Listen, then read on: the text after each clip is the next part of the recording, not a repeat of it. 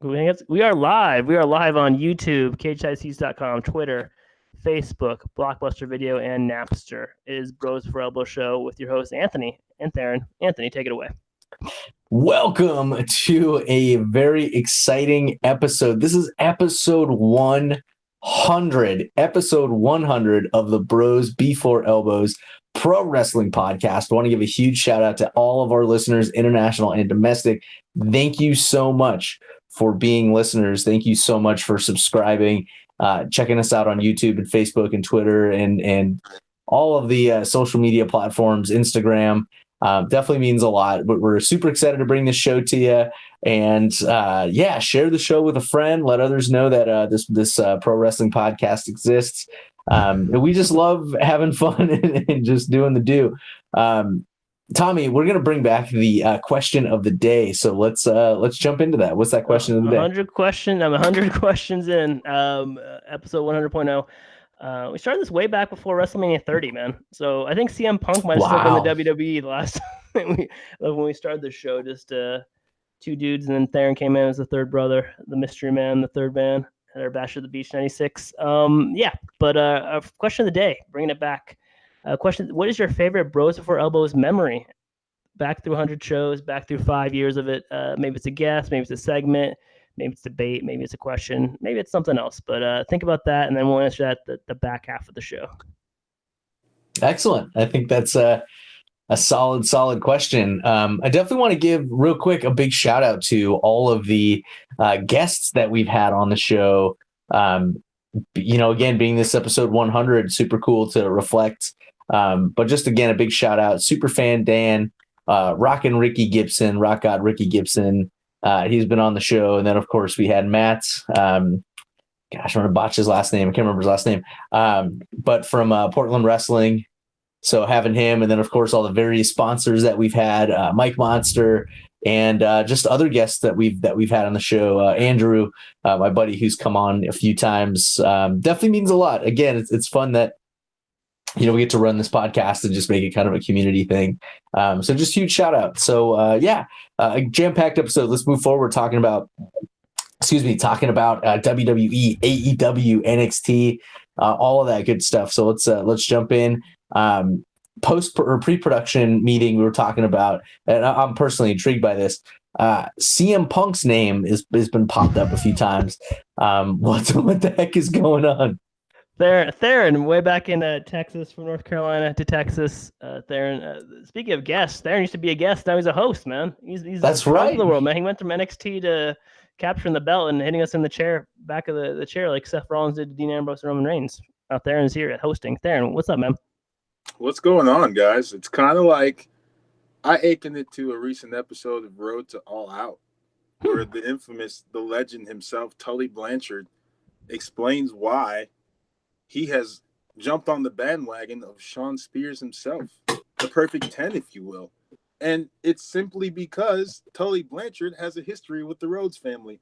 That, of course, being through Dusty Rhodes, the legendary wrestler, legendary promoter, and just knowing what makes the Rhodes tick. So I know what makes the Masanos tick, and I'm here to set this thing ablaze and get butts in seats, man. We're here to put butts in seats to listen to podcasts week in and week out. As for Phillip Brooks, I'm just going to call him Phil Brooks. I don't know what's going on with him. And to be honest, I don't really care. Okay? He's a different man. Okay. He said he's come a long way. He's allegedly let go of his transgressions against the WWE, allegedly. Mm-hmm. So it's kind of like, if he pops up in AEW, cool. But he kind of said he didn't really like the way they approached him about showing up. They only hit him up via text, which is what's wrong with most of society. Everyone wants to talk over a text message. CM Punk is old-fashioned, and he appreciates a good old-fashioned phone call from the leaders of AEW. He said he got 3 texts from 3 different people, or 3 different texts saying, hey, we want to offer you to come along or join or be at least at All Out in Chicago. And he could be working a storyline, and he could show up, and he could not. And guess what? It doesn't matter. I'm not saying that wrestling doesn't miss the true rock god, and that's not a slight on your rock god, CM Punk, or the summer of Punk for that matter. But are we really going to be mad if he doesn't come back? I don't think so. If he does come back, cool, But I think he's done wrestling, man. I really think he did his thing, and I think that he's ready to tackle other projects like getting beat up, or maybe announcing people getting beat up, or maybe something else. Who knows? I just read about all this today, so I don't know what you guys' thoughts are on it. I'm not saying I would be against it, but I'm against the summer. I'm against the. I'm not. It doesn't matter. Okay, that's fair. Tommy, what do you think? So, by the sounds of it, it sounds like AEW fired some shots at CM Punk in the sense of offering him a gig. It's kind of crazy. Actually, our 9th episode was titled the CM Punking Bryan episode. So that's how long we've been going. I think it was involved Daniel Bryan taking CM Punk's place at WrestleMania 30 and kind of going with that. Man, that's how long it's been. Wait. Was CM Punk penciled in for that spot then? I don't even remember, man. I remember he retired or he walked away because they're supposed to do a feud of Kane after Royal Rumble because Kane eliminated at the Royal Rumble. That was be his storyline going into WrestleMania 30. I think it was supposed to be that or him against Triple H again, which he didn't want to do. So it was either one of those two things. Like either you get Kane or you get Triple H. I don't think he was the Undertaker, right? I'm sorry. No, that was WrestleMania 29. That was before. Oh wow. Yeah, that was the year before. This going into WrestleMania 30 in New Orleans with Daniel Bryan, Batista, and Orton at the top of the card. But yeah, man, I think he's done. One other note that he's going to be 41 in October. So I mean, in wrestling years, I guess that's still pretty young, especially when you get a 5-year break to kind of rest your body. But yeah, I think he's done too. If I had to bet, I mean, it's been 5 years. It's been 8 years since the pipe bomb, which I think all three of us kind of like almost came back to wrestling after that, after hearing about that, or it helped push us back into wrestling a little bit after we all took a break a little bit. So yeah, man, it's 8 years since the pipe bomb, 5 years since he retired from wrestling. So I highly doubt it. Anthony, what do you think? He's always been a topic of conversation on our podcast for the last 100 episodes. So it's kind of fitting that he's one of the first topics in our 100th episode. A reoccurring character for sure. It's interesting. I think personally, I'm kind of on a side with Theron a little bit. Like I don't really care. CM Punk in my mind has been a brat majority of the time. But of course, needless to say, there's hype and there's, excitement around the possibility of him coming back. But personally, I'm a little indifferent. If he does, great. That's his choice and hopefully he, comes back and does cool stuff. But at the same time, if he comes back and is just kind of no pun intended, but being a punk, then it's kind of like, oh, well, this is stupid. Like, what was the point of you coming back if you're just going to be a curmudgeon, and a brat? But I don't know. The future is the future, and we'll see. But that's it's pretty interesting. I don't know if he's going to be okay. He's still going to be CM Punk, but I for sure, kind of saved a lot of my views on him with this interview. I didn't watch the whole thing. I literally read about this afternoon because that's when it came out on the dirt sheets, and he seemed to be a little nicer. So if he came back, I know that the world would pop for that. I think they would. I don't really know. I think they would. But 8 years since the pipe bomb, wow. It's almost been a decade. Yeah, it's kind of crazy, man. Yeah.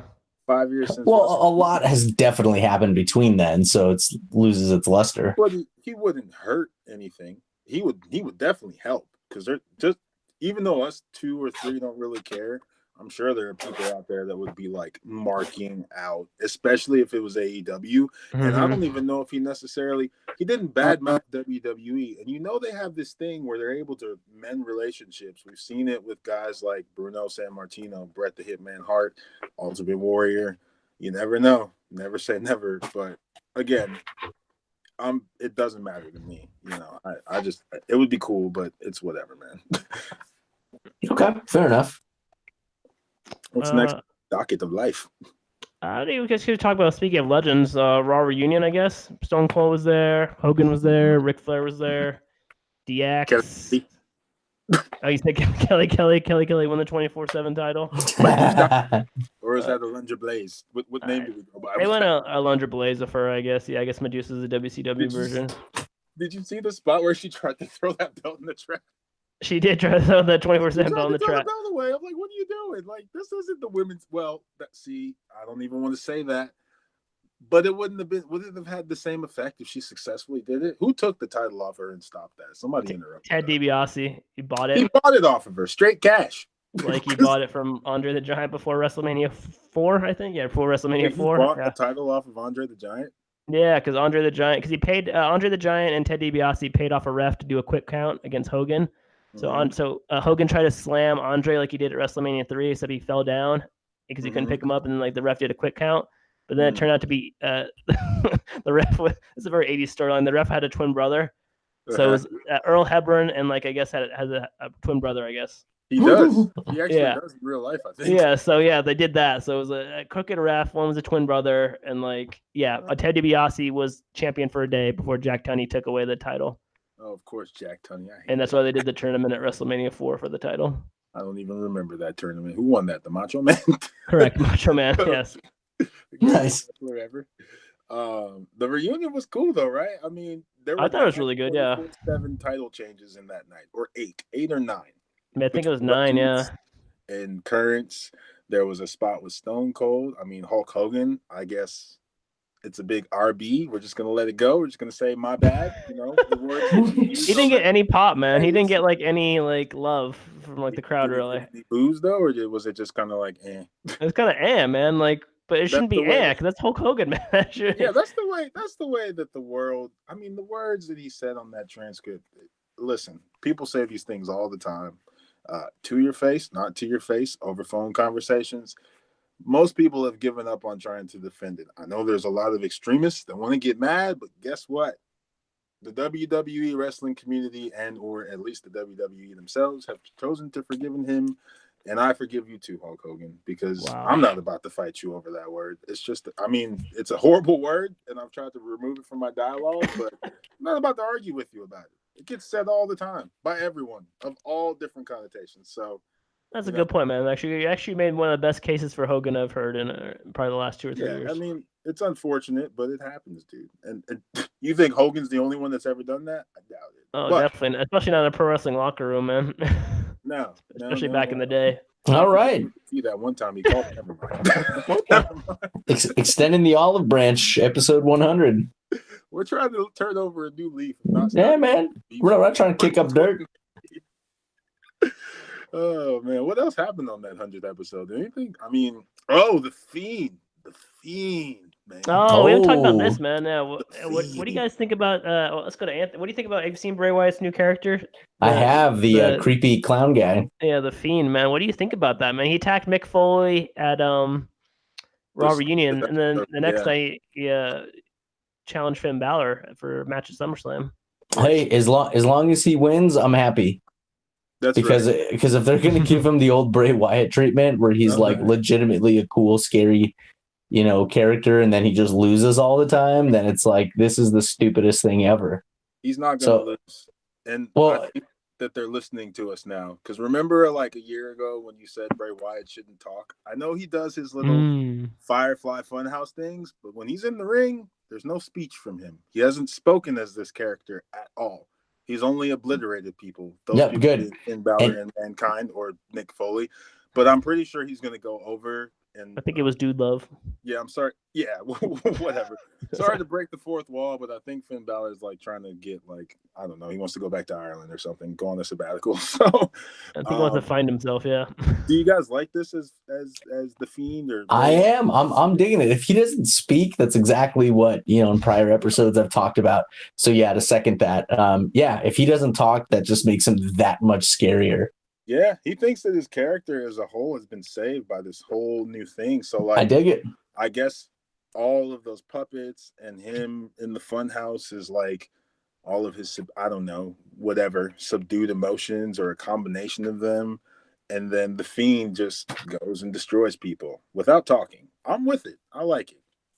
I'm all for it, man. I dig it. I'm cool. Yeah, I think it's good, what do you think? I think they've done it really well, man. I like it's like a slippery slope when you do like a character reboot, but I think they've hit like every time they come up to the plate, they've gotten a hit, a double, single, sometimes a home run, and that attack on Mick Foley was like perfect, and even like the Firefly Funhouse episodes they did, those are kind of those were cool, man.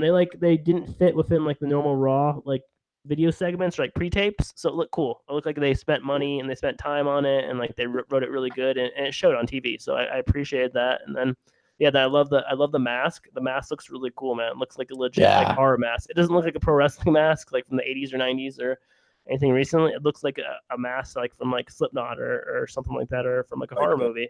It's scary too. I mean, I'm especially for kids, man. I bet that like kids coming up now, probably freaking out by it. Well, it's TV. Is it TV 14 yet? Sorry to cut you off, Aaron. But has that changeover happened yet? No, it's still PG, but no. For Theron's question, no, it has not. No, they've not. I was gonna play the other night, and I just kind of stopped it because it was kind of like get ready for bedtime anyway, so I didn't want them to see that before bed. I was like, let's go upstairs. Right? Like, oh, come on. I'm like, I know what happens next, so I'm like, don't do it. No. But I think want your kids freaking out. Yeah, not before bed. No, I don't want to deal with that. So Wait, does Phoebes watch wrestling or no? She does, yeah. No, they were doing a 24/7 title change the other day when they were just running around pinning each other like for like 20 minutes and while watching Raw. Did you already get that replica belt? No, man, they want that really bad. They were just using the old replica belts. But yeah, all the kids like wrestling because. Are they all using freaking schoolboy roll-ups? They're mostly using flying crossbodies at this point, just chucking their bodies. What you got going on? Nice. They don't have the technical skills for a roll-up. Flying crossbodies. Oh my god. That's so dangerous, but it's so cool. That's wrestling. Yes. Who's going to be next? All right. Well, I think we covered Raw Reunion. We probably missed something important. Oh, the Click. The Click reunion. Oh, the OC. Oh, yeah. I forgot. I'm sorry. You already hit the OC, man? Because it reminds you of that show from the early 2000s?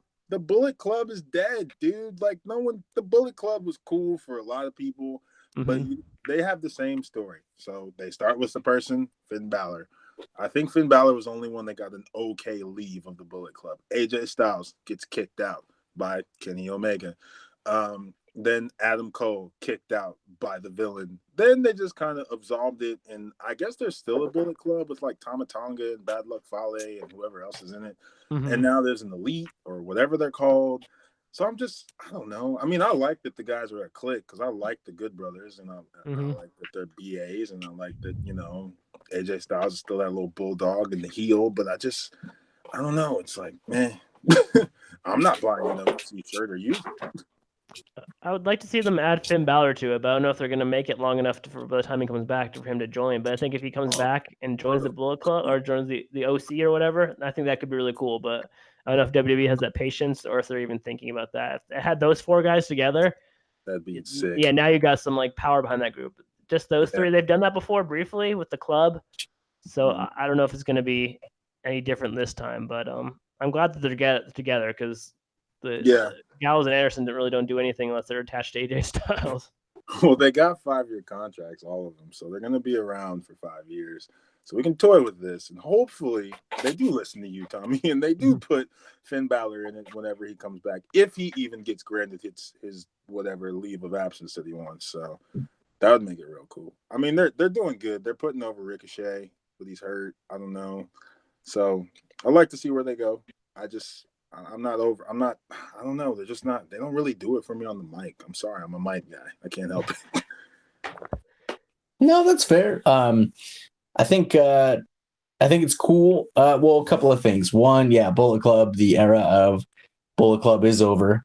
In my mind, at least, because I think it's been, not overshadowed, but I think the storyline and the hype has transitioned into AEW.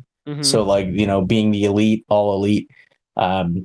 So I think it's kind of like too little too late as far as the hype of the OC, but it is cool that those three are together.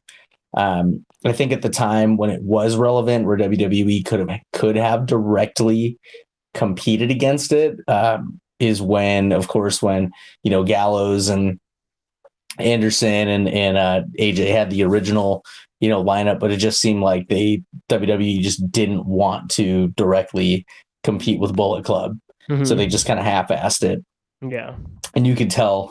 So now it's kind of like, okay, cool, because they're three cool dudes, but it's kind of like, oh, well, Bullet Club really isn't a thing or as big of a thing as it was nowadays. So I don't know. I think it's cool. And Finn does decide to join up, then absolutely that would be a powerhouse faction, and I would be excited to see that and see what they do with it. But for now, all right, gives AJ something to do.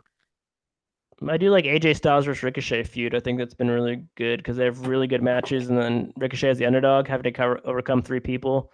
That's kind of like the perfect spot for him because he's just like people already doubt him because he's kind of on the small side. So I think like adding that to it kind of gives me like Sting versus the Horseman kind of vibes. Oh, okay. Cool. They're still here? Yeah, I'm still here. I haven't gone anywhere. Okay. Yeah, heck yeah. Very cool. Moving forward, I don't know if there's any news in like NXT world or 205 world. I've been trying to keep up to date at least with 205 and NXT, but to be perfectly honest, I usually wind up passing out before the end of the show, so I wind up forgetting a lot of what I watch. But trying to stay alive with those shows. NXT Takeover's got three matches already. It's got Adam Cole versus Johnny Gargano in a 2 out of 3 falls match. Oh, it's got the Street Profits versus the Undisputed Era for the Tag Team Championship. And then it's got Velveteen Dream versus Pete Dunne and Roderick Strong for the North American Championship match. So the Undisputed Era is all over this takeover. They're in every match so far. Exactly. Yeah, you're right. They all challenge. Man, that'd be cool if they all left with the title. Oh, that would be cool. They would have a year of gold, and I mean, this could be that time. Summer heading in, and that's I guess they wouldn't have to.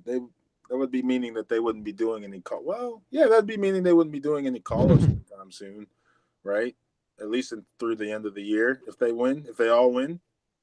I mean, I guess you never know. Street Profits are on Raw every week, but they're just like there to like fill up like 20 minutes, I think. Yeah, they're just like DJs or like narrators for the. But they're show. Cool though. I like Street Profits, man. I didn't know anything about them, but they're really good on the mic. You said you like mic work, and I think they're excellent on the mic, or at least whatever material they're giving them, they're like knocking it out of the park every time.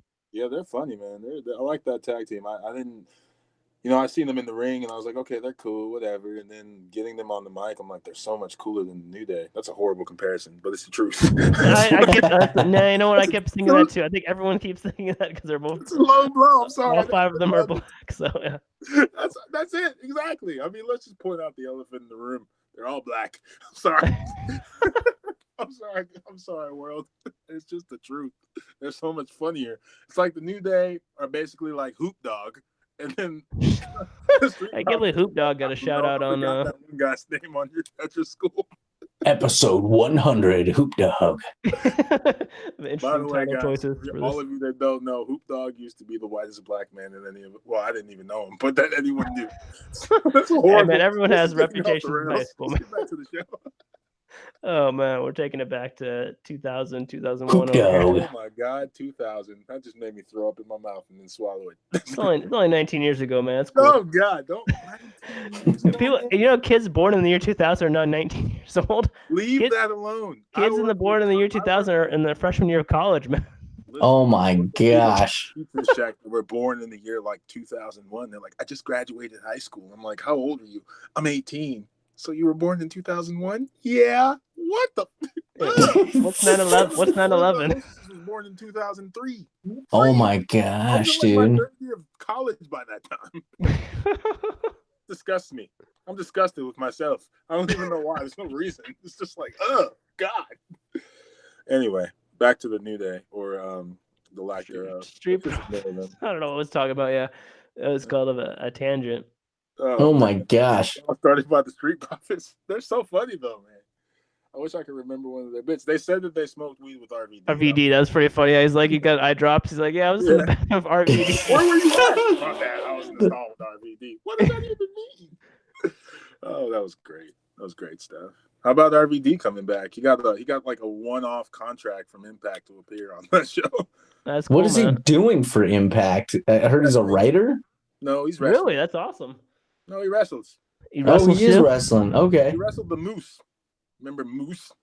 From ROH, yeah, kind of, yeah. Yeah, interesting. He was a lineman for the Falcons or something. I don't know.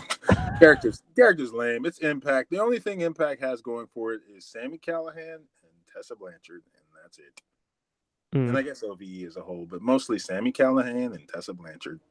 Dude, they got Michael Elgin. He's good. Elgin's cool, right? I can't respect his hairline, man. He doesn't bothers me. Exactly, it always bothers me, man. LeBron's. Him and LeBron should go see the same hair transplant specialist. LeBron's got a new hairline, by the way. I think he got a wig, but that has nothing to do with wrestling. So I know he's really into Taco Tuesday. What, really? LeBron. You never cease to amaze me with your shenanigans. Taco Tuesday. What else is there? I was gonna say, I don't know if you talk about more WWE stuff, or you want to talk about AEW going to Wednesday nights, or let's talk about the fact that Shinsuke Nakamura is the Intercontinental. No one cares about that. He's I cried about that. You cried? No, I said I don't even know. I forgot about that. Well, he's the Intercontinental champ? Yeah, he took it off Finn Balor on the pre-show of Extreme Rules. Cold blood. Took it right off his body. Yeah, he won it. I guess I don't know. I don't know why Finn Balor doesn't get more of a push. Whatever. Maybe with these new leaders, he'll get a bigger push. But I like Shinsuke as IC champ. I mean, he was IC champ in New Japan or whatever title that was in New Japan, and he's a good heel. He had a good matchup with dang it. I was about to call him something else, but Apollo Crews. They had I don't know if they're gonna feud, but I was gonna call him his old name, Uha Nation. I think that was his name. Not really his nation. I mean, his name. I thought that was his name before he joined Uha Nation, right? I sure. Don't know. But they're building him up a little more. He's getting some spots, like feuding with the IC champ. Dolph Ziggler super kicked Shawn Michaels on SmackDown. I'm trying to cover everything. No one cares about that, right? That was a really cool segment. Wait, what happened with Dolph Ziggler? He super kicked Shawn Michaels because Shawn Michaels called him a great value version of himself. Oh man, ouch. I think they're setting up a feud between Miz and Dolph Ziggler, though. I don't see Shawn being too involved. I don't really know. That happened. The super kick was awesome. I didn't actually get to see it because it wouldn't replay for some reason. Something with the internet. So, but that was cool. And then Kofi Kingston called out Randy Orton. I guess they're reigniting their beef from like whenever he didn't take that RKO properly. I don't know. Do you guys know? 2009, yeah, they're showing some footage on it on Tuesday night, but yeah, I wasn't really into wrestling back then. But yeah, I guess they said Randy Orton like didn't want to work with Kofi back then, so that's why Kofi never made it past the mid card. And Randy Orton was huge back then, so like kind of really stalled Kofi's career. Wow! So Kofi kind of brought it up on Tuesday night, and then Randy like admitted it. He doesn't give a F because he's Randy Orton. Like, yeah, I did. You weren't ready. I didn't want to. I didn't like you. I still don't like you. Oh, yeah. Well, Randy's got a lot of pull, right? I mean, he's one of those guys that...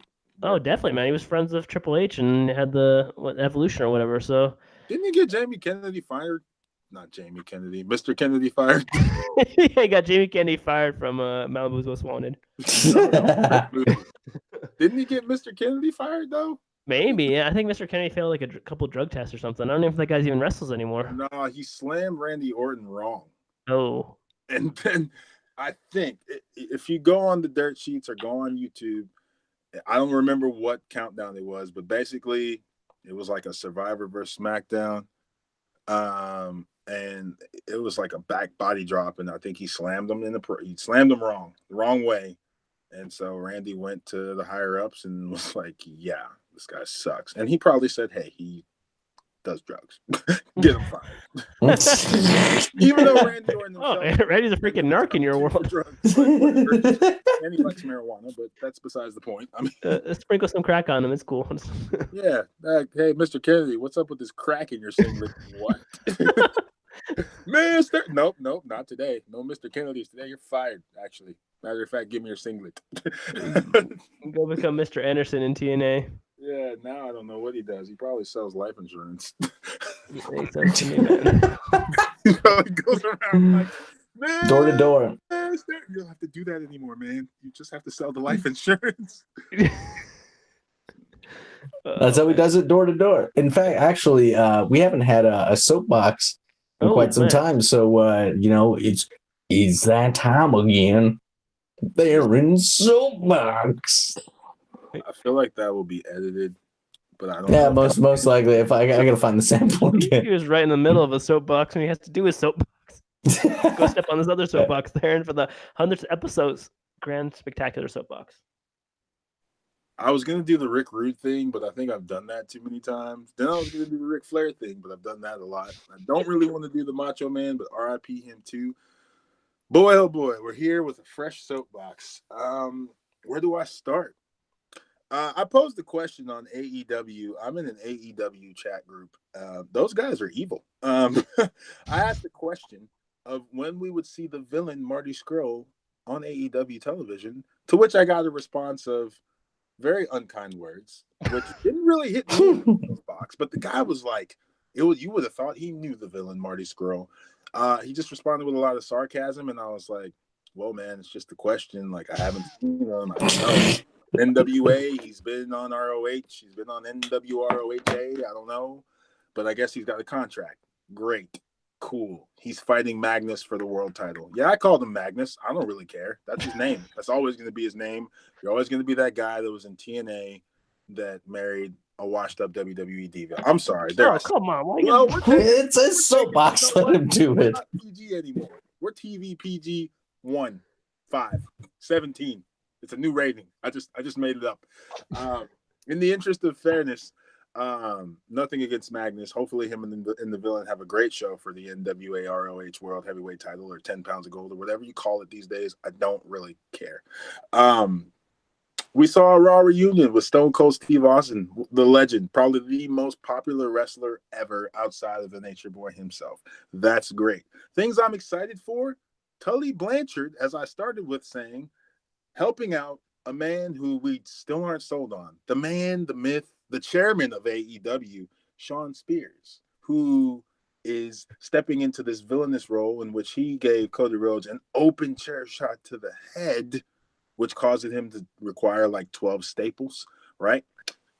So stay on the lookout for that. We'll see if this actually gives us the perfect 10 or not. Will we get more character development of this guy? I mean, it doesn't really matter. He's married to Peyton Royce. I think his life is set, or they're dating, or whatever. So what? I don't care, Sean. Come at me with a chair. We'll see if you win.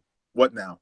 Paul Heyman and Eric Bischoff are now at the top of the two respective brands, and we've seen a paradigm shift immediately almost. Your Universal Champion, the reigning, defending, undisputed champion, is now Brock Lesnar once again. And I wonder if Paul Heyman lobbied for this from whenever they started talking about him becoming the man again, or becoming the leader. Was he like, I'll do it as long as you give my guy the belt? Will we see pushes for guys like Cesaro? Will we see pushes for the guys that Heyman likes? Will we see Ricochet ascend to the top of the mountain? Or will we continue to get Triple H versus so on and so forth at WrestleMania? I don't even know what year. I don't even know what number it is this year. It doesn't really matter. I'm excited for things like this. I have knocked the OC because I'm not sold on them. But if you put the Demon in there, that makes for a better club. I hate the New Day, and I love them at the same time. I'm going to say that every time I do a soapbox because I just don't like him. How you not going to help your fellow brother when he's getting beat up by Shinsuke Nakamura? How are you going to say on camera, somebody should help this guy? Where your friends at, Cruz? I mean, we're not your friends, but somebody should help you. That's wrong, man. Matter of fact, in the words of an infamous movie, that's whack. So, I'll end with this.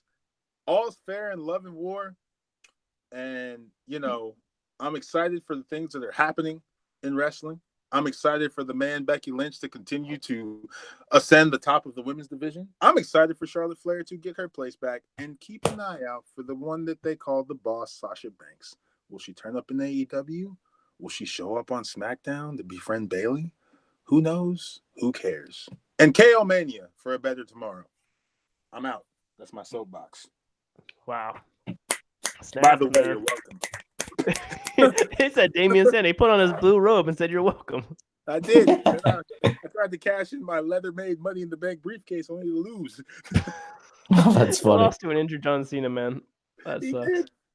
I would go down, and then he went on to become like what was that? A Liberace character in TNA. Aaron Rex. Yeah, that was it. He might show up in AEW. They said they were possibly talking to him, but I don't. A Rhodes Scholars reunion.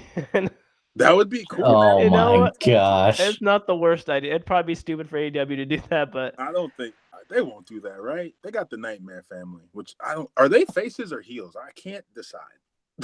who? The Nightmare Family. It's like so Cody Rhodes.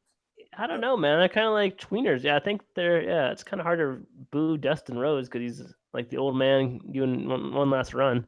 What about MJF? He's clearly a heel, He's right? clearly the biggest heel on the roster, man. But so easy to hate. He's best friends with Cody Rhodes. That's true, man. So that's why Cody could be a tweener, which is kind of good because you kind of need that on there because the roster's not that big yet. Nope. Do you have high expectations for them? I mean, I'm basically getting at, do you feel, I don't feel like there's a lot of pressure on them because they're so new. They're brand new. Like when I keep saying, when WCW and WWF were at war, WWF had been around forever. They bought all the territories, but WCW had some time before the Monday Night Wars, like 10 years, I think, maybe longer. So like, do you think AEW is under pressure? I don't think so. I think right now, no, they're kind of still like in their honeymoon period. But once they get on TV for like a month and the ratings start coming out and they can compare to Raw and SmackDown every week, yeah, I think there's gonna be pressure because this like they're already being talked about. Like even Vince McMahon, they had like a conference call for like investors today, and Vince McMahon brought up AEW like a couple of times. He brought about how they use blood too much and how TNT's not gonna like that, and stuff like that. Yeah, like Vince McMahon wakes up and he's thinking about AEW, which is kind of crazy because he's never did that to ROH or never did that to Impact or New Japan. So like, just thinking about the XFL, that starts like next year. That's kind of crazy too. Yeah, he's probably just thinking about that too before anything about WWE. He's got a lot on his mind for a 70-something-year-old man. Oh my God, the AEW. Oh yeah, they're probably gonna bleed too much. I'll just say that in the meeting. Yeah, so I don't know, man. So I think once they get on TNT and they're on a show every week, they'll realize how hard it is to do a show every week, especially live. They don't get to tape it like in NXT or tape it like WWE used to do in the early 90s before they went live. Wait a minute. They're going live? Yeah. Every week. Every Wednesday night, man. New arena, oh my God. new venue, man. Yeah, that's a lot of that? I think that just kind of came out in the last couple of weeks. So yeah, it's not. Are they traveling around, or is it just going to be one place that they film it at? Their first show's in Washington D.C., but I think they are traveling around. So they may show up to Oregon, they may show up to Dallas, Texas, Portland, Oregon, Phoenix. Bro, they're going all in, if you will. Wow, good for them. Okay, I'm cool with that. Right? I read on I think Reddit, they said they're gonna do like 100 shows a year, a couple Saturday night house shows, do their weekly show. So their weekly shows, that's they're doing 51 weeks a year. So I think they're taking Christmas week off or whatever. So they're doing 51 shows there. So they're doing a couple Saturday night house shows, and then they're doing their Saturday night pay-per-views. So mixed in with some house shows too. So I think they want to get to close to like 70, 75, between 75 and 100 events. Dang. All right. Still way less than WWE, but that's still a lot for. That's a lot, man. For 0 to 60, yeah. I didn't know they were going that. Like I knew they were doing a weekly show, but I'm thinking like it'll be taped and it'll be cool. I wasn't even thinking about them going live, but hey, man, they got the money, they got the backing, they got a good team in the back. I mean, they often a lot of their stuff that they're taping on the side, so like Road to whatever or BTE, you'll get to see like so. For example, Monday Night Raw reunion, Click reunion, no Billy Gunn. Well, Billy Gunn was fired, and he's now with AEW. I don't know exactly what he does over there. I don't know if he could be doing anything. There's other guys. Tully Blanchard's over there, legend. Diamond Dallas Page is part of the Nightmare family. So I mean, they got the tools, man. They plus they got Chris Jericho, a legend. So I'm excited. There's some things that I don't like. Is there anything in AEW that you guys are like, that was dumb? Or do you like everything? Not yet. Let me go over their card for All Out real quick. They got 6 matches so far. Darby Allin versus Joey Janela versus Jimmy Havoc in a 3-way match. Cody Rhodes versus Sean Spears with Tully Blanchard in the corner. The Lucha Bros versus the Young Bucks in a ladder match for the AAA Tag Team Championship. The Best Friends versus the Dark Order for a tag team winner receives a bye in the AEW Tag Team Tournament. John Moxley versus Kenny Omega, and then Adam Page versus Chris Jericho for the AEW World Championship. Ooh. So that's a pretty good card, man. I know it's already sold out in Chicago. So I think it's Labor Day weekend or the weekend before Labor Day. But yeah, stuff they've done dumb. Well, Can't really think of too much stuff really, but I just don't have I just got to introduce all their characters really. So I'm kind of learning about people. I didn't know too much about Joey Janela. I didn't know too much about Darby Allin. The Dark Order I didn't really know too much about. It's just I just think introducing their characters and then finding interesting ways to tell stories with them because they already have their core with the Young Bucks, Cody, Paige, and Omega. But beyond that, I guess got to kind of build on top of that. Yeah, I agree. Yeah, I mean, they really haven't. I asked that question in that chat, and the only thing that someone said was the fact that they break the fourth wall at the end of their show. So they'll just, everyone gets in the ring and then they just talk some smack and then they end the show. So like they did it at whatever the last show was called. Fight for the Fallen. Yeah, they all got in the ring and Cody said some stuff, and they were basically just saying how they're never drawing towards the war with WWE, but I don't think they're afraid of the WWE. But they just kind of broke the fourth wall, and they kept saying how they made it sound like they didn't think they were still on the air, but they were definitely on the air still. So I don't know, but that could be cool, I guess. A lot of people know that there's a kayfabe and then there's a shoot. So in this era, in the internet era, I guess we just have to accept that reality, right? I think so, man. And then I heard people complaining, just about the breaking the fourth wall, because they do like interviews after the events, like with media and stuff. Like, do they press conferences and do like media scrums, and they do those. Not usually don't do those in character. Usually, just they don't. Yeah, so people are complaining about that too. I heard that too as well. Yeah, I'm with it, man. I'm all about them and their push for greatness. So I'm excited to see where they can take this thing, especially now knowing that they're going to be live every week. That is like direct fighting. They're making WWE so concerned that WWE is considering running NXT live on Wednesdays just to go against them. So yeah, that's pretty crazy. Yeah. Wow. Whoa. They're going to do NXT live. Yeah. And they want to put that on Fox Sports 1 with SmackDown. Oh. Yeah. They're saying, I don't know if it's true, but it's just a rumor. Yeah, or to piggyback off the rest, they're going to add like the 205 roster to the NXT roster to make it a bigger roster so they could run a weekly like show on Fox or whatever. Jeez, they are. Yeah, they're scared. Which is kind of crazy, man. Yeah. That is so wild. What a time to be alive in wrestling, if you think about it, right? Like, wow, that's more crazy. Exciting, man. Yeah. Yeah, we were complaining I feel like 2 years ago, we were just like, Roman Reigns versus Brock Lesnar again. Oh my God, I'm so tired of this. When are we going to do something? Now here we are, like 2 summers later. There's a lot of cool stuff happening, Man, that's crazy. Yeah, completely different landscape from 2 years ago. Definitely. What else? Is there anything else? I think I feel like we're at the point. I don't know what else to talk about at this point. No, man, we covered a lot of ground. There's nothing really. No, man. Unless you guys want to answer the question of the day and kick on out of here. Yeah, let's hit that question of the day. Question of the day: 100 episodes into the Bros Before Elbows podcast / wrestling show. What is your favorite Bros Before Elbows memory from the show? Something that happened on the show, something that happened in production, something happened live and in person, anything what you think of. I'll go first. This is my question. One of the favorite ones was the Portland. We interviewed Matthew. I think it was Matthew Mertz. I think was his name. That's it. Mers.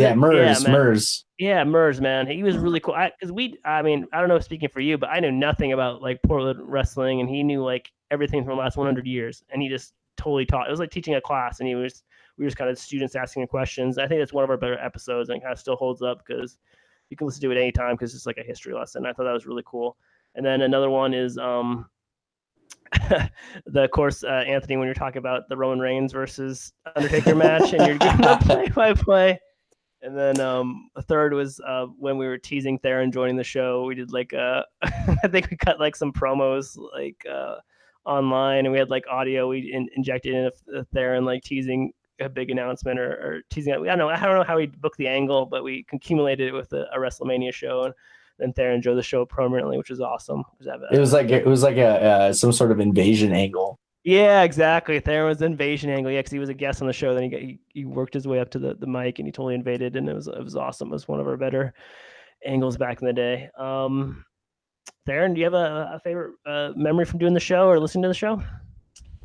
Oh man, so many. I would say I can't piggyback off your memory of me and my previews, but cutting those promos was awesome. Those short little clips with the sunglasses a couple summers back, that was awesome. Getting sunned by your own son, that was not that long ago. Your son sunned me right here on this podcast. He basically became the Ace Kid reporter.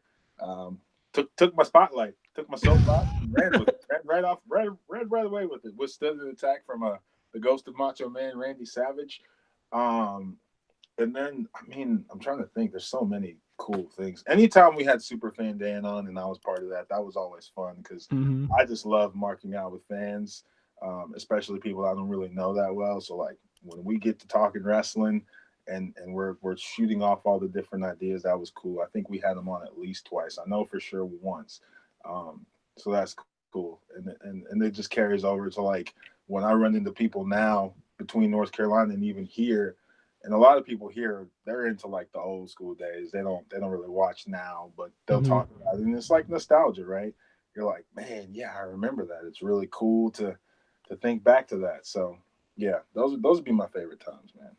And that one time, that one time your a friend or roommate played the drums, or what? Was that you? Was that? Yeah! Shout out my boy Sach Money, dude. Sachi, he played the djembe. There you go, djembe. Yeah. I don't want to say ancient, but it's a Indian drum set, or we'll just say Indian. It's really cool. That was cool. And I think I opened with a soapbox after that. That was so much fun. That was dope. Yeah, it's going to be a highlight for sure. Anthony, what is 100 episodes, 5 years? Oh my gosh. Man. Started from a little podcast. 5 years. You know, honestly, man, my favorite memories is just I mean, not to like paint a broad stroke, but the fact that we've been doing this for 5 years and we've had the ability to do something new and keep the show, you know, progressive and keep the show fun.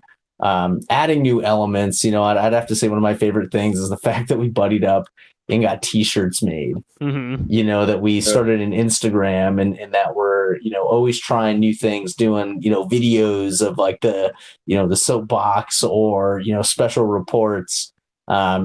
So I think like some of my favorite memories are just the new little gimmick things that we try in the show itself. I absolutely love bringing friends on and spreading the word about, you know, the podcast. And it's always fun to tell others that, you know, yeah, my brother and I, and, you know, one of our best friends from, you know, from growing up, we do this pro wrestling podcast and it's just super silly and super fun. And everybody gets a rise out of it. And everybody, you know, that I tell is just like, oh, that's crazy. You really like pro wrestling. It's like, yeah, man, so much that I've been doing this podcast for a long time. And just be able to invite folks into it, you know, I think doing the invasion angle with Theron was super cool because, you know, we'd have you on the show and try to figure out a way to like integrate you in full time, you know, into the mix. And, you know, of course, like the super fan Dan, and he was one of the early guys we took on, and interviewing people like Rockin' Ricky Gibson and talking about, you know, the local Portland wrestling scene out here, and just, you know, just to kind of see where he's going and what he's doing now is incredible. So I'd have to say my favorite memory looking back is just seeing how much we've grown and how far we've taken the show and what we continue to do. And yeah, so it's been awesome, man. 100, I can't believe it. It's been 100 official episodes. I didn't even count. Yeah, we did some like specials, man. Like some of the WrestleMania specials I didn't count. I don't think I counted the Portland wrestling episode. The one episode we watched Extreme Rules live for that's right, dude. We did a play-by-play with that. Oh my gosh, that's right. Liz made chicken, and then next to that, I see that next to that is Theron's tryout for Tough Enough. We did. They're gonna that's right. From 4 years ago, man. Like, yeah, dude, we did a lot of stuff, man. The producer had a promo and did WrestleMania specials, like crazy, man. This is crazy. It was cool, man. So cool. Yeah, definitely. Piggyback off Anthony, and I'm done. recently, like someone did ask. Look, anytime I tell people I do a podcast, I get that same thing. Oh, and I swear to you, I don't know how many listeners we have, but I know the numbers keep going up. I know some of the people that I've told have listened, but I told this little like high schooler about it, and she's like, "Oh my god, do you got how? What did she say? How big is your following?" I'm like, "I don't really know." And Tommy was like, "Tell her we have like 300 or 400 Twitter followers," and I was like, "Yeah, man." So I told her, and she totally marked out about that, just because of not because of us, but it's cool like that, man. Giving people joy because of our podcast goodness. So Yeah, there we go, man. Giving people joy. That's it. That's the reason why we did it, a way for us to stay in contact and for us to, continue to share in a passion and thing that we all enjoy and getting to share that with others and just making people laugh, coming up with funny episode names and characters within our show and inviting friends in and getting their opinions and stuff. I think that's so rad, man. That's super silly. And I love that. I love that about our show. Good time. Good times. All right, Oh, guys. heck yeah. I want to thank the international listeners and such. And yeah, hey, seriously, thank you guys for all of our listeners, domestic, international, for liking our show, for sharing the show, and just being active, participants in our community. I think that's awesome. Of course, you check us out on iTunes, on Podbean. Yeah, you can find us on Facebook. You can find us on Twitter. We're very, very active on Twitter. We're on Instagram. We're on, I think that's the major ones. Of course, YouTube. I guess Google Hangouts is dying, so we're going to find a new platform to do our. Yeah, I know, right? August 1st, man. It's dying. Yeah. What do you mean it's dying? Like literally? Yeah, Google's taking it away, or YouTube's like ending it. Yeah. Okay. At least that's what they say, man. We could try next time, but it says every time I log in, it says like August 1st is the last day to do it. So I guess that means there's no more YouTube Live? They're doing something. Yeah, it's probably what they call it. There's like YouTube studios or something like that. There's a new name for it, and yeah, it's not the same. So we could try it. I don't know if it's gonna work. It looks more complicated, and maybe we could figure it out. But we probably might have to do it on Skype and do the old-fashioned way. Oh man, that's how we started the show. But nonetheless, as long as either way, we will still be around regardless of what platform we use to communicate with each other. But absolutely share the show with a friend. If you're a pro wrestling fan, check us out, like us, share the show, share our Facebook page. Most importantly, let friends know that they can find us on Podbean and of course that they can find us on iTunes. And thank you so much. Episode 100. We're doing it. We're still doing it. In the books. Doing it. Are you going to say your infamous line?